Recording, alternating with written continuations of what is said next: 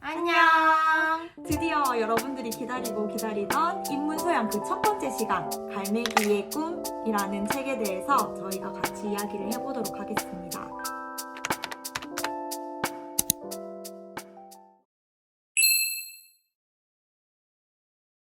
네, 먼저 이 책의 등장인물을 살펴볼까요? 주인공인 조나단이 있고요. 천국에서 만난 스승 설리번과 족장 챙, 조나단의 제자인 플래처와 조나단을 소문으로만 듣고 그를 따라하려고 했던 앤서니가 있습니다. 먼저 1장에서는 조나단의 비행 연습이 부던이 나옵니다. 일반적인 갈매기에게는 비행이란 먹이를 구하기 위한 수단일 뿐이었는데요. 조나단에게는 높이 날고 빨리 나는 비행을 꾸준히 연습하는 것이 삶의 목적이었습니다. 조나단에게 속도는 환희였으며 순수한 아름다움이었습니다. 하지만 조나단은 무리한 연습으로 인해서 무리해서 추방을 당하고 맙니다.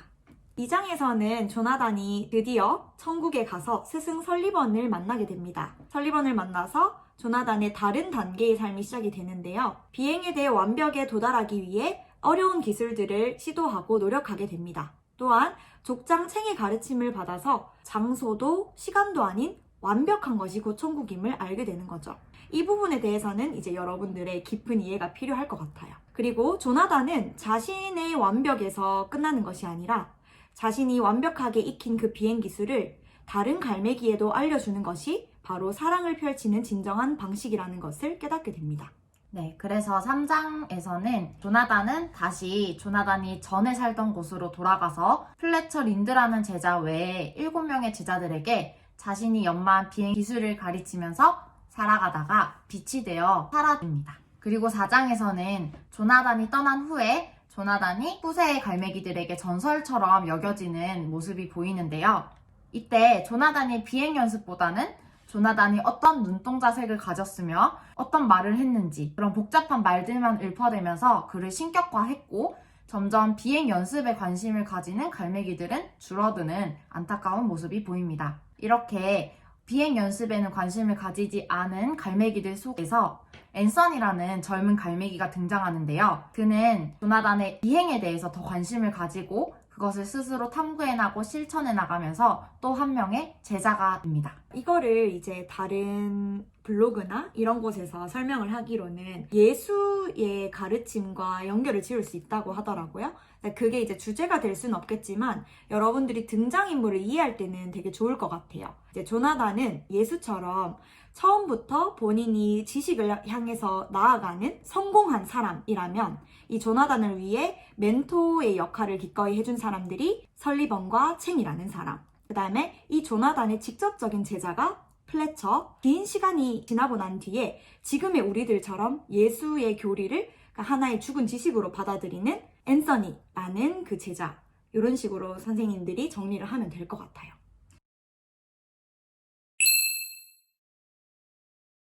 저희가 찾은 이 책의 주제는 총 7가지고요. 그 7가지를 선생님들과 함께 공유해 보도록 하겠습니다. 먼저 첫 번째, 7개 중에서 가장 중요하게 다뤄야 되는 핵심 주제인 것 같아요. 그것은 바로 진정한 자아입니다. 조나단은 다른 갈매기들은 그냥 흔히 모두가 목표하는 바와 같이 그냥 편하게 먹고 자고 이런 것들을 목표로 삼지 않고 자신만의 목표를 향해서 나아가는 자세를 보이죠. 예로 들면은 각자에게 삶에서 가장 중요한 것이 무엇이냐라고 질문을 던지는 것이 쉽지는 않잖아요. 근데 조나단이라는 인물은 여기에서 다른 사람들은 왜 그렇게 힘든 길을 가려고 하느냐, 부모님조차도 그렇게 얘기하지만 이 조나단은 그냥 자신이 행복하니까, 그냥 궁금하니까 라고 이야기를 하면서 더 완벽하게 비행을 하기 위해서 부단히 노력을 합니다. 실제로 저희가 이 장면에서 떠올릴 수 있는 것은 모든 사람들이 그냥 먹고 살기 위해서 또는 남들이 좋다고 하니까 라고 생각하면서 하는 행동들이 많잖아요. 하지만 이 구절을 보면서 진짜로 내가 원하는 것은 뭐고 원하는 나의 모습은 무엇인지에 대해서 고민하는 시간을 가지는 것이 좋을 것 같아요. 예로 들면 문제에서 여러분들이 생각하는 진정한 당신의 모습은 무엇인지, 그리고 실제로 찾았다면 그 모습이 어떤 거고 또 어떤 식으로 노력해서 자아를 찾았는가 라는 질문이 나올 수도 있을 것 같아요. 여러분들이 그 주제에 대해서는 좀 깊게 생각을 해보셨으면 좋겠습니다. 두 번째 주제는 개성에 관한 것입니다. 조나단은 다른 갈매기들과는 조금 다른 모습을 지닌 갈매기였어요. 목표하는 바도 다르고 행동하는 바도 달랐어요.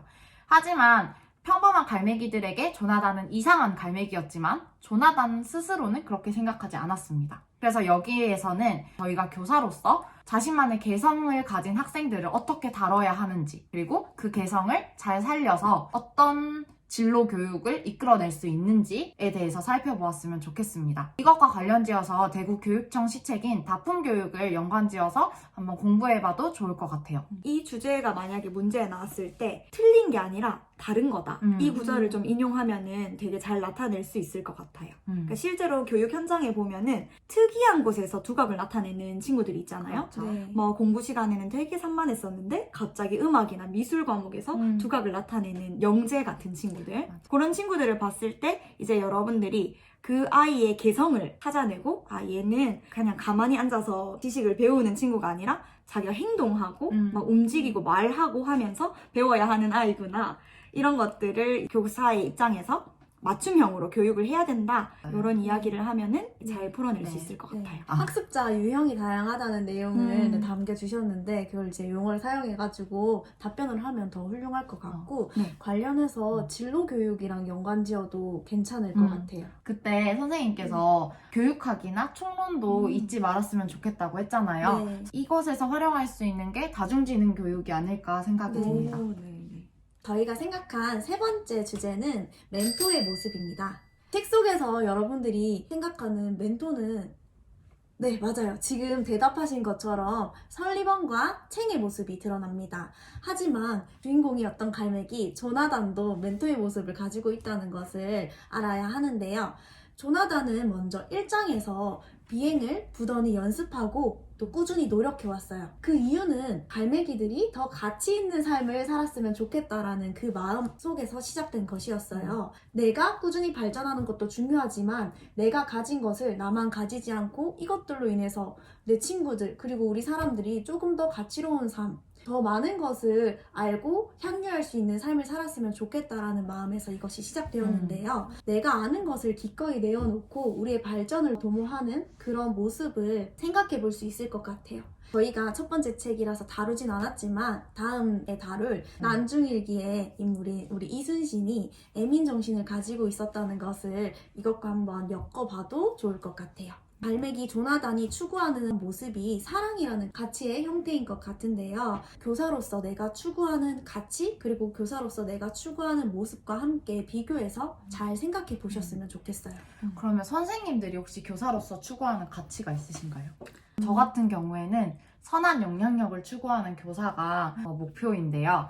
그래서 저는 멘토의 모습이란 제가 알고 있는 것을 조나단과 같이 남들에게 나누면서 그 사람들에게 선한 영향력을 주는 것이라고 생각합니다. 특히나 교사라는 직업은 아이들에게 어떠한 씨앗을 심어주는 작업이다라는 것을 어떤 책의 구절에서 본 적이 있어요. 그 말은 나무의 형태를 심어주는 것이 아니라 씨앗을 심어주고 이걸 어떻게 싹 틔우는지에 대한 그 정보를 줌으로써 실제적으로 성장하는 거는 아이들의 몫인 거죠. 마찬가지로 조나단도 비행이라는 것은 뭐 1, 2, 3, 4 이렇게 단계적으로 가르쳐 준 게 아니라 아니야 할 수 있어. 지금은 이런 걸 할 때야 이런 식으로 비행을 위해서 할 수 있는 최소한의 조언을 주고 격려와 지원을 아끼지 않는 그냥 그 정도로만 멘토의 역할을 했잖아요. 실제로 교사도 내가 알고 있는 것을 다 넣어줘야지 이런 것이 아니라 얘가 내가 생각하는 참된 지식으로 나아갈 수 있도록 열심히 뒤에서 밀어주는 역할을 하는 것이 저는 좋은 진정한 교사의 모습인 것 같아요. 선생님 말씀을 듣고 제가 작년에 답변했던 것이 떠올랐는데요. 네. 심층 면접의 학급 운영에 대해서 설명했을 때 저는 어미새와 아기새라는 표현을 사용했거든요. 이제 어미새 같은 경우에 아기새가 날 수 있도록 할 때 뭐 날개짓을 도와주는 게 아니라 절벽에서 밀어서 날게 하잖아요. 그 전까지는 아기새가 성장할 수 있도록 먹이를 가져다 주고 날 수 있는 거는 아기새 스스로 해야 하지만 그 과정까지 도와주는 게 어미새의 역할이라는 것에서 선생님과 연관이 있지 않았나 싶습니다. 선생님들 만약에 이렇게 대답을 하실 거면 저는 이 단어를 사용해도 좋을 것 같아요. 혹시 줄탁동시라는 말을 아시나요? 새가 알에서 깨어나오기 위해서는 밖에서 어미새가 살짝 쪼아주는 역할을 한다고 해요. 그 말은 어미새가 완전히 다 깨워주는 게 아니라 이제 아기새가 열심히 알을 깨려고 노력하는 동안에 조금의 역할을 한다는 거죠. 조금의 뭐라고 해야 되지? 지원 정도만 한다는 거죠. 그래서 제가 생각했을 때 멘토의 모습은 완벽한 지원을 하는 것이 아니라 좀 부족하더라도 그 스스로 할 수 있도록 옆에서 도와주는 역할이라고 생각합니다. 선생님들도 선생님이 생각하는 멘토의 역할을 한번 생각해 보시길 바랍니다. 네 번째 주제는요. 끈기와 꾸준함입니다. 이 가치는 사실 이 책 전체에 잘 드러나고 있는데 1장부터 조나단은 아무도 시키지 않았지만 비행 기술을 위해서 열심히 노력을 하는 자세를 보이죠.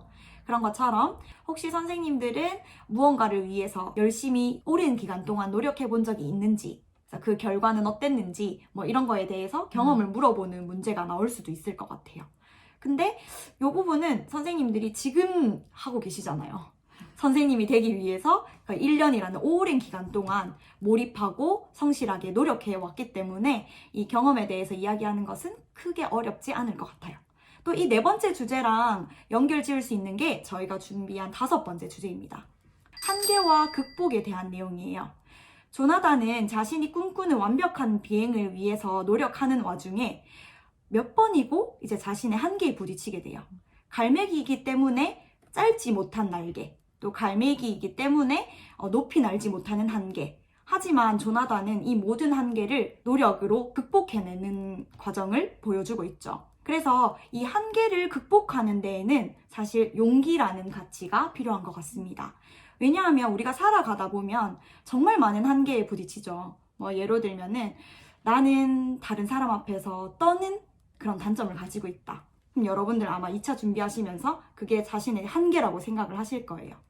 하지만 여러분들이 여기에서 필요한 것은 용기라고 할 수가 있죠. 언젠가는 내가 이 한계를 극복할 수 있을 것이다 라는 자기 믿음, 이 한계는 무조건 극복할 수 있다 라는 그 용기를 가지고 있으면은 조나단처럼 우리는 눈에 보이지 않는 그 힘을 가지고 한계를 극복할 수 있다라는 어떤 교훈을 끌어낼 수 있겠죠. 전 여기서 더해서 안중일계 이순신과 관련 지으면 사실 명량해전이 한계가 누구나에게 보이는 해전이었잖아요.